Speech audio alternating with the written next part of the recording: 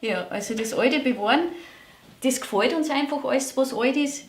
Und wir haben da irgendwie auch so ein Auge dafür, wenn wo ein Haus angerissen wird, dann, dann haben wir schon fokussiert und irgendwas finden wir alle, was wir brauchen können. Und vor allem müssen wir auch nichts Neues erfinden, weil da bin ich jetzt wenig kreativ. Und das Alte ist alles schon da und das funktioniert auch, weil das kann man gut nachmachen und das passt auch und gefällt uns gut. Ich sage mal, die waren schon damals nicht blöd, alles was sie so gehabt haben und Ding, das hat alles eigentlich passt. Und das passt für uns jetzt auch noch. Genau. Und es ist dann schon so, dass das Zeiger zu uns selber kommt, wenn irgendwo wer verstirbt im Bekanntenkreis und dann hast du immer, wollt ihr nicht das Haus ausräumen, da ist bestimmt irgendwas zum Finden, was ihr noch brauchen könnt. Genau.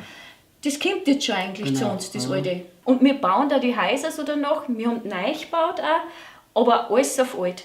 Alte Baumaterialien, altes Holz. Ja, und dann haben wir einen guten Baumeister, unseren Vater.